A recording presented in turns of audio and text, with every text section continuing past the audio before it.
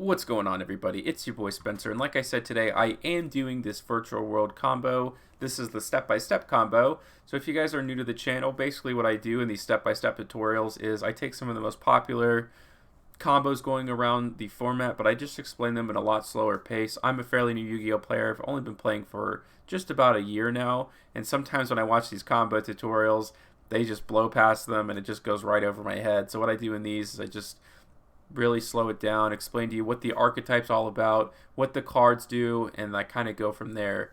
So let's just go ahead and get right into it. I'm literally going to take it step by step.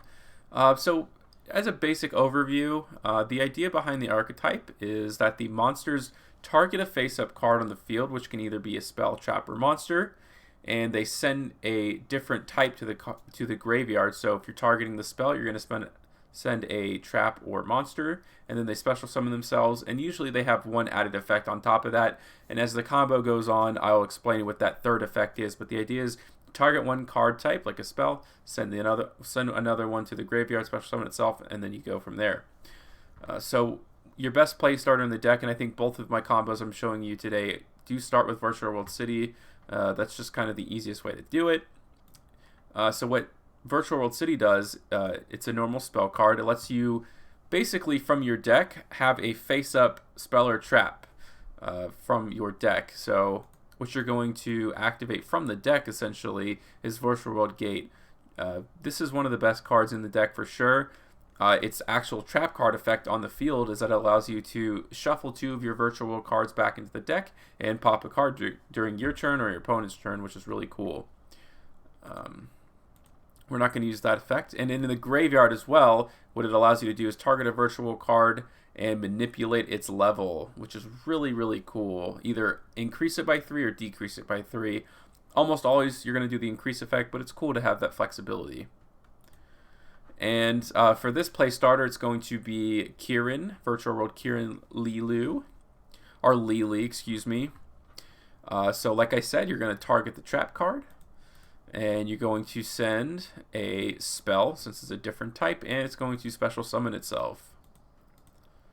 And so that third effect, which I was telling you about, because they all have a different third effect, it allows you to send an additional Virtual World card to the graveyard. In this case, you're going to send Niang Niang. Has a bunch of graveyard effects, and when they come up, I will explain what it does.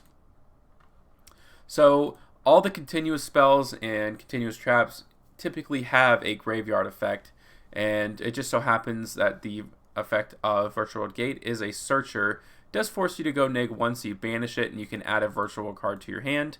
In this case, you're going to add Lulu, and Lulu is probably the best Virtual World card. It's a searcher along with special summoning itself like all the other ones.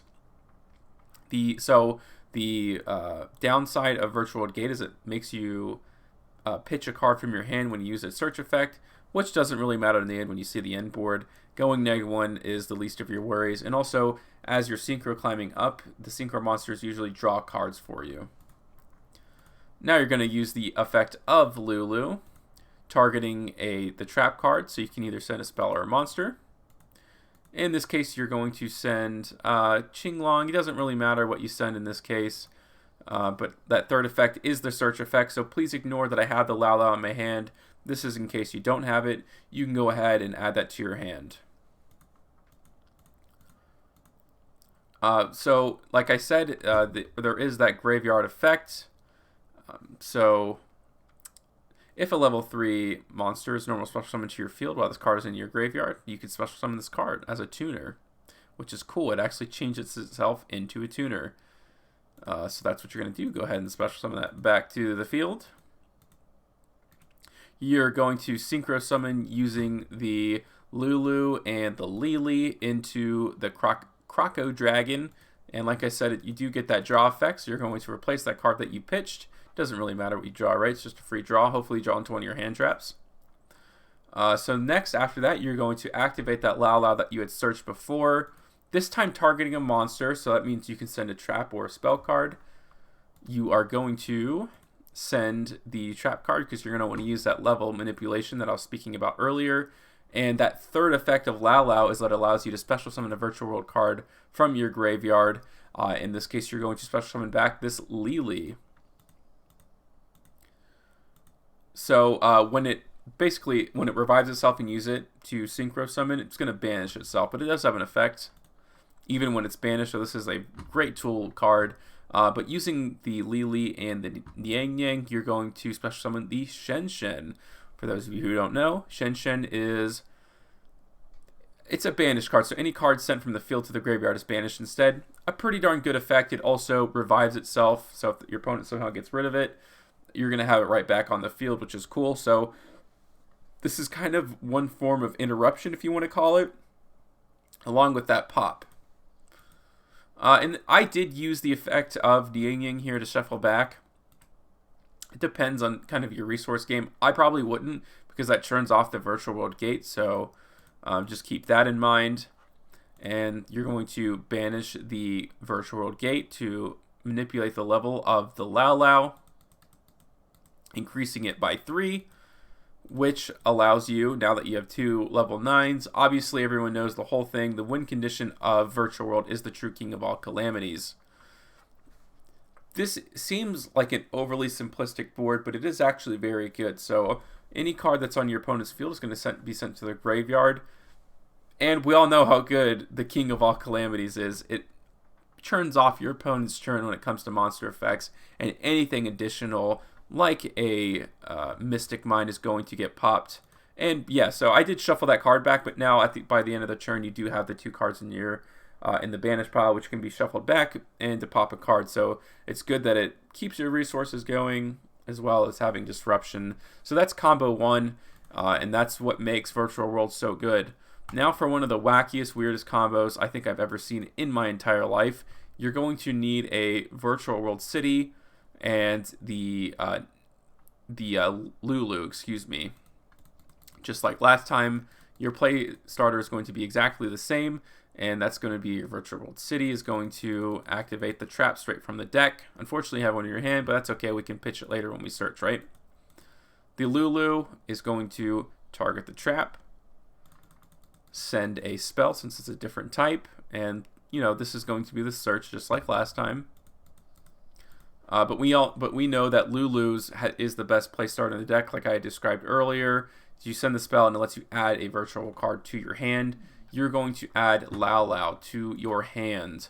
Then, just like last time, we can use that search effect of the Virtual World Gate. It's going to banish itself, adding this time a GG, which was not a part of the combo. You're going to pitch a card. Doesn't really matter what you pitch. I go ahead and pitch the Virtual World Gate. You're going to be able to send another one later, but still it's good to have it in the graveyard since you already have one on the field.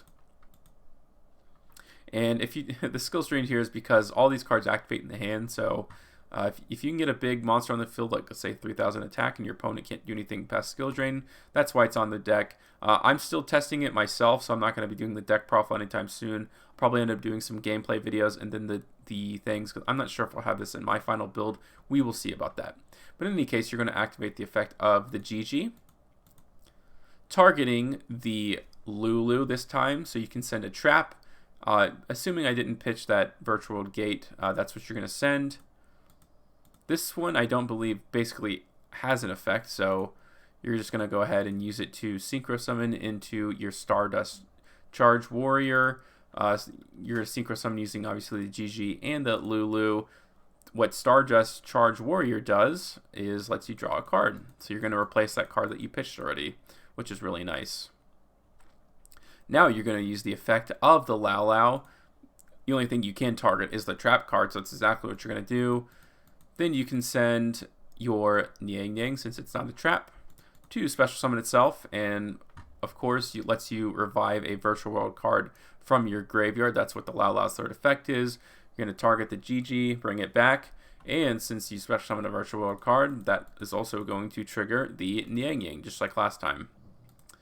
This is where it starts getting all wackadoodle-doo. So using the Lao Lao and the Stardust Charge, you are going to synchro summon into Ultimaya Tzolk'in. Basically, when you set a spell or trap card, it lets you special summon a Synchro level 8 dragon. And you guys know what that's going to be? I bet you didn't expect this one to be in a Virtual World deck. So I set the Silgrain. You can set any spell or trap that you have. You're going to just bypass all of the normal summoning requirements of the Crystal Wing Synchro Dragon and just go ahead and special summon it right now, because why not? And what you're going to do now, synchro summoning using the GG and the Yang Yang, you're going to go into Muddy Mud Dragon. I'm learning all these new cards as I was doing this. So what it does is during your main phase, if you control this synchro summon monster, you can fusion summon one fusion summon monster from your extra deck using monsters you control as fusion material, including this card. So, and also it's a substitute for any fusion monster. Can you guys guess where this one's going? Well, you'll see in just a second. You're going to go ahead and use that effect to fusion summon into... So basically, you turned itself into Dark Magician. This is a dragon monster, and you're going to fusion summon Dragoon of Red Eyes. So this is a Omni Negate. This is a monster negate. This is the skill range just there. This is probably not going to be skill range most of the time, but you also have the pop. So 3 forms of interruption. Just more proof that Virtual World is such a wacky little fun deck, and that's why it's kind of taking over the meta, just because of how easy it is to combo starters. So yeah, be on the lookout in the future for some gameplay, for some deck profiles. But that is the formal introduction to Virtual World. I hope this helped you guys out to see it be done a little slower, the cards be explained really step by step. And that's just going to do it for today's video, guys. Hope you have an absolutely wonderful day.